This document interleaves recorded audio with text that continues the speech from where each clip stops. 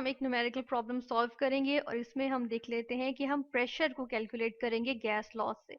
अब gas laws यहाँ पे कौन सा यूज होगा, हम डिफरेंट लॉज हैं, बॉयल्स लॉ, चार्ल्स लॉ, ठीक है ना। तो इस तरह से हम देखेंगे कि कौन सा लॉ जो है वो यहाँ पर अप्लाई होता है, जो गैस लॉ मतलब लॉज जो गैस पे अप्लाई होते हैं, ठीक है।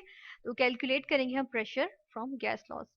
अब यहाँ पर हम देख लेते हैं कि एक हमारे पास स्टेटमेंट क्या है, problem statement, gas occupies volume of 800 cubic centimetre, ठीक है। यानी कि क्या कह रहा है कि वो सबसे पहले कि 800 सेंटीमीटर क्यूब जो है वो, या क्यूबिक सेंटीमीटर, ये हमारे पास वॉल्यूम मौजूद है। वॉल्यूम मतलब यानी कि स्पेस ऑक्यूपाई जो की जाती है, ठीक है, स्पेस ऑक्यूपाइड को हम कहते हैं वॉल्यूम, ठीक है। अब कितना है, 800 centimetre cube, centimetre cube volume को मेजर करने का यूनिट आ गया, ठीक है। किस टेम्परेचर, किस प्रेशर पे, आगे प्रेशर दिया हुआ है उसने, जो कि है हमारे पास प्रेशर, ठीक है। ये था हमारे पास वॉल्यूम, ठीक है, और ये था pressure. When it is allowed to expand, यानी कि एक्सपैंड कर रहा है, यानी कि क्या हुआ है, वॉल्यूम जो है वो इंक्रीज करेगा। एक्सपैंड का मतलब क्या होता है, वॉल्यूम, वी लिख रही हूँ वॉल्यूम के लिए, चले हम पूरा लिख देते हैं, वॉल्यूम इंक्रीज करेगा, ठीक है। अब जब वॉल्यूम इंक्रीज करेगा, इसका मतलब है कि हम प्रेशर देखेंगे कि कितना प्रेशर इसके अकॉर्डिंग होता है, यानी कि ये हमारे पास नया वॉल्यूम आ गया जिसको हम कह देते हैं वी, ठीक है। अब ऐसा ऐसा कर लेते हैं कि पहला वॉल्यूम जो था उसको V1 कह देते हैं, और ये दूसरी जो हालत आई है एक्सपैंड होने के बाद उसको V2 कह लेते हैं, ठीक है। तो हम देख रहे हैं कि दो हमारे पास वॉल्यूम आ गए और प्रेशर हमारे पास एक ही है। अब लेकिन प्रेशर जब होगा, हम अगर गैस लॉज के अकॉर्डिंग देखें तो हमें सबसे पहले ही पता चलता है कि बॉयल्स लॉ क्या कहता है, बॉयल्स लॉ क्या कहता है कि प्रेशर और वॉल्यूम जो है वो इनवर्सली प्रोपोर्शनल है। यानी कि अगर हम इसकी इक्वेशन लिखें तो वो कहता है P1V1 इक्वल्स टू P2V2, ठीक है। यानी कि हम कहते हैं बॉयल्स लॉ क्या कहता है, प्रेशर इज इनवर्सली प्रोपोर्शनल, ये प्रोपोर्शनैलिटी का साइन आया, और 1/V मतलब इनवर्स प्रोपोर्शनैलिटी है, यानी कि ऑपोजिट है। अब P डिक्रीज करेगा तो वॉल्यूम क्या करेगा, इंक्रीज करेगा, ठीक है। और यहाँ पर हम देख लेते हैं कि हम क्या कर रहे हैं, हम यहाँ पर जो है वॉल्यूम इंक्रीज हो रहा है, ठीक है। अब यहाँ पर क्या लिख रहे हैं, हम लिख देते हैं कि वॉल्यूम जो है वो, अब उल्टा हिसाब है ना यहाँ पे, ठीक है, उलट है, दोनों एक दूसरे के उलट हैं। तो वॉल्यूम को जब क्या हो रहा है, इंक्रीज हो रहा है, जब वॉल्यूम का में इंक्रीज आ रहा है, ठीक है, तो हम क्या कहते हैं कि क्या होता है, हम कहते हैं जी प्रेशर जो है वो, क्योंकि इसका इनवर्स है, इसका मतलब है प्रेशर क्या हो जाएगा, डिक्रीज होगा। किस हिसाब से होगा ये तो हम देखेंगे, ठीक है ना, लेकिन डिक्रीज करेगा, ठीक है। अब हम ये देख लेते हैं, यहाँ हमारे पास इक्वेशन आ गई P1V1 इक्वल्स P2V2, ठीक है। इसके अकॉर्डिंग हम निकालेंगे, हमारे पास डाटा आ गया है, ठीक है। यहाँ से हम P को P1 कर लेते हैं और हमें what will be pressure, pressure अब वो कह रहा है कि आगे निकालें। तो ये इस वॉल्यूम पे जो V2 है, इस पे प्रेशर कितना होगा, definitely P2 V2 sorry P2 होगा, ठीक है। V2 पे प्रेशर भी P2 होगा, तो कितना होगा ये हम निकालेंगे। लेकिन शर्त ये है कि अब जो हमने आंसर निकालना है वो एटमॉस्फेरिक प्रेशर में नहीं निकालना, वो millimetre of mercury, Hg mercury, ये भी यूनिट होता है, ठीक है, ये भी प्रेशर का यूनिट है, इसमें निकालना है, ठीक है। अब ये हम निकाल लेते हैं, ये हम कैलकुलेट करेंगे, किस तरह से कैलकुलेट करेंगे, हमारे पास ये इक्वेशन तो यहाँ पे मौजूद है, ठीक है। ये किससे आई है, बॉयल्स लॉ। किस तरह पता चला हमें, हमें इस तरह से पता चला कि हमें जो है वो उसने दिया हुआ है, यहाँ पर क्या गिवन है कि वॉल्यूम गिवन है, ठीक है, और प्रेशर गिवन है, ठीक है। टेम्परेचर का जिक्र नहीं हुआ, इसका मतलब है टेम्परेचर मस्ट बी कांस्टेंट, ठीक है, यानी टेम्परेचर जो है वो कांस्टेंट रखा गया होगा। तो हम लिख देते हैं जी टेम्परेचर शायद कांस्टेंट रखा गया है, इसलिए टेम्परेचर का जिक्र करना मुनासिब नहीं समझा गया, ठीक है। और हम देख लेते हैं कि डेफिनेटली जब ऐसे मौके पे जब टेम्परेचर कांस्टेंट हो तो हम जो है वो बॉयल्स लॉ अप्लाई करते हैं, यानी कि हम क्या करते हैं कि P यानी कि pressure is inversely proportional to V, ठीक है। अब हम यहाँ देखते हैं P1V1 इक्वल्स P2V2। अब इसमें वैल्यूज पुट करते चले जाते हैं, वैल्यूज पुट करते हैं, वैल्यूज किस तरह से पुट की जाएंगी, यहाँ पे कि हम यहाँ लिखते हैं P1 क्या है हमारे पास, 1 एटमोस्फेयर, ठीक है, 1 एटमोस्फेयर लिख दिया।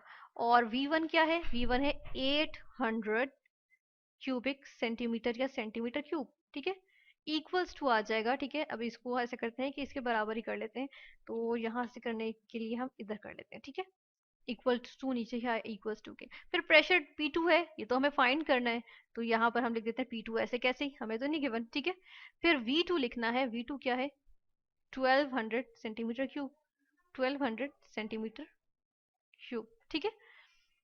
अब ऐसा है कि हमें P2 निकालना है, तो P2 को एक तरफ रहने देते हैं, बाकी सारी क्वांटिटीज जो यहाँ मौजूद हैं उनको दूसरी तरफ ले जाते हैं। इक्वालिटी के दूसरी साइड पे जब ये जाएगा तो ये डिनोमिनेटर में चला जाएगा, ठीक है। तो हम जो है वो इसको इस तरह से लिख सकते हैं कि यही चीज उठा के हम ले जाते हैं डिनोमिनेटर में, ठीक है। इसको हम ले गए डिनोमिनेटर में, यहाँ पर आ गया डिनोमिनेटर में, ठीक है। डिवाइड का साइन लगाते हैं और यहाँ से जो है वो मल्टीप्लाई का साइन हटा देते हैं, ठीक है। अब अगर हम देखें तो न्यूमरेटर में सेंटीमीटर क्यूब, डिनोमिनेटर में सेंटीमीटर क्यूब, दोनों कैंसिल हो गए, ठीक है। और यहाँ से हम जो है वो ये जो जीरोस हैं इनको भी हम कैंसिल कर सकते हैं, क्योंकि मल्टीप्लिकेशन और डिवीजन हो रही है, आपस में डिवाइड हो रहा है, ठीक है। अब हमारे पास आंसर क्या आता है, यहाँ पे हम रिजल्ट देख लेते हैं इसका, कि अब हमारे पास क्या रह गया, P2, ठीक है। तो P2 इक्वल्स टू क्या है, 8 डिवाइडेड बाई 12, ठीक है। अब 8 को 12 से डिवाइड करें तो हमारे पास आंसर आता है 0.67 और साथ में अब एटमोस्फेयर हमारे पास यूनिट बचा है ना, तो हमने लिख लिया ATM एटमोस्फेयर, ठीक है। ये हमारे पास जो है वो प्रेशर आ गया। लेकिन हमें तो शर्त ये दी गई थी, कंडीशन थी कि जो है प्रेशर निकालना है किसमें, मिलीमीटर्स ऑफ मरकरी के यूनिट्स में जो है वो हमें प्रेशर निकालना है, ठीक है ना। तो हम प्रेशर अब निकाल लेते हैं मिलीमीटर्स ऑफ मरकरी में, और उसके लिए जो है वो हम देखेंगे एक जो हमें यूनिट के लिए की मौजूद है, ठीक है। और की क्या है कि 1 एटमॉस्फेरिक प्रेशर जो है वो किसके इक्वल होता है, 760 मिलीमीटर्स ऑफ मरकरी, ठीक है। ये एक हमें इक्वेशन पता है, एक फॉर्मूला पता है, ठीक है। अब क्या करते हैं, इस तरफ भी हम मल्टीप्लाई कर देते हैं 0.67, ठीक है।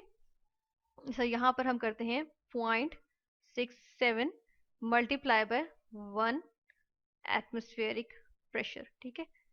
इक्वल्स टू हम क्या करते हैं कि यहाँ पर भी डेफिनेटली इक्वल्स टू की दोनों साइड पे फिर हमें जो है वो 0.67 को मल्टीप्लाई करना पड़ेगा ताकि इक्वालिटी का साइन मेंटेन रहे, ठीक है।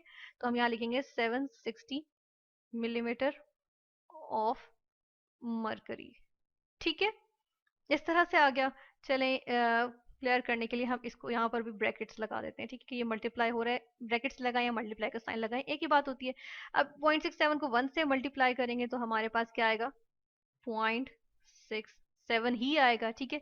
लेकिन एटमोस्फेयर के साथ है तो एटमोस्फेयर आ जाएगा। अब अगर हम नोट करें तो यही वाली चीज जो है ये बिल्कुल ये चीज जो है वो ये हमारे पास यहाँ पर आ गई, ठीक है। फिर हम देख लेते हैं 0.67 को 760 से जब मल्टीप्लाई करेंगे तो हमारे पास आंसर आता है 509, ठीक है। जीरो को हम सही कर लेते हैं, 09.2, ठीक है। यानी कि इस वैल्यू को और इस वैल्यू को हमने जो है वो आपस में मल्टीप्लाई कर दिया और हमारे पास यूनिट वैसे के वैसे ही आ जाएगा ऑफ मरकरी, ठीक है। ये हमारे पास जो है वो आंसर आ जाता है। तो हम क्या लिख सकते हैं, हम नीचे यहाँ पर लिखते हैं कि हमारे पास जो आंसर आया है, या चले हम ऊपर ही ऐसा करते हैं कि यहाँ पर ही मेंशन करते हैं, हम इसको यहाँ से रिमूव करते हैं और यहाँ पे जो है वो आंसर लिख देते हैं equals to 509.2 millimetres of mercury, ठीक है। और इसको भी हम जो है वो इस तरह से शो कर देते हैं, ठीक है, हाईलाइट कर देते हैं। तो ये हमने जो है वो क्या निकाल लिया, हमने जो है वो न्यूमेरिकल सॉल्व किया, जिसमें हमें बताया कि गैस ने एक्सपैंड करके यानी कि वॉल्यूम इंक्रीज हुआ, तो बताएं कि प्रेशर जो था वो कितना जो है वो उसमें इंक्रीज आया, जबकि प्रेशर फर्स्ट ऑफ ऑल जो है वो हमारे पास 1 एटमॉस्फेरिक प्रेशर था।